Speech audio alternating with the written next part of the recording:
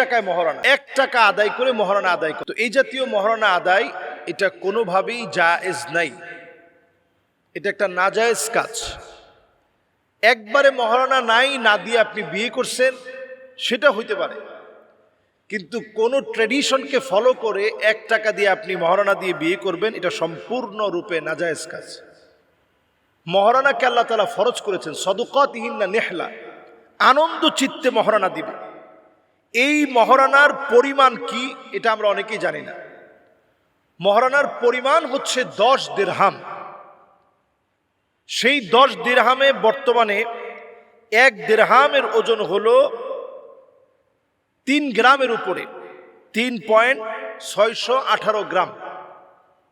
1 দিরহাম সমান সমান, তাহলে আমাদের দেশের মাপ অনুযায়ী 10 দিরহাম মানে হচ্ছে 2 ভরি 7.5 মাসা বা 30.618 গ্রাম রূপা। এটা হচ্ছে মহারণার সর্বনিম্ন পরিমাণ আপনাদেরকে বললাম। এবার আসেন,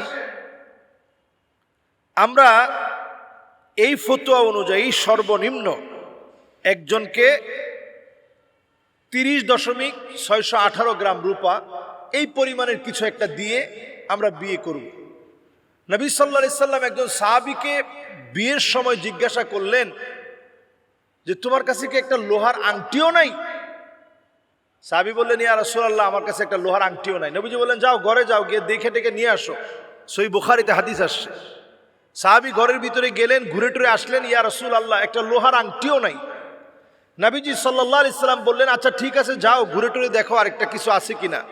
ঘুরে টুরে এসে বললেন, ইয়া রাসূলুল্লাহ, কিছুই নাই। আবার নবীজি বললেন, যাও দেখো কিছু একটা আছে কিনা। বললেন, ইয়া রাসূলুল্লাহ, কিছুই নেই। তো নবীজি বললেন, আমাআকা সূরাতুল ফাতিহা, সূরাতুল ফাতিহা আছে? বলছে, ইয়া রাসূলুল্লাহ আছে। বলছে, এটা নিসফুল কোরআন। আমাআকা সূরাতু জিলজাল, সূরা জিলজাল আছে? মুখস্থ আছে তোমার? বলছে, আছে ইয়া রাসূলুল্লাহ। বলছে, যাও, এটাও নিসফুল কোরআন।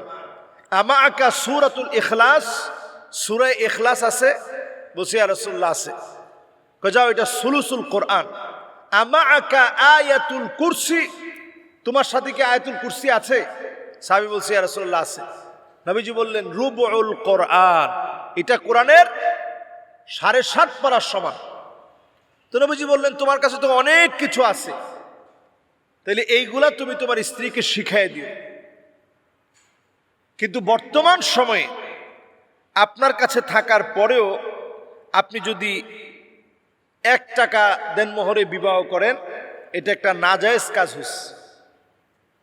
এই কাজটা সুন্দর কাজ নয়। আমরা অবশ্যই মহারণা নির্ধারণ করব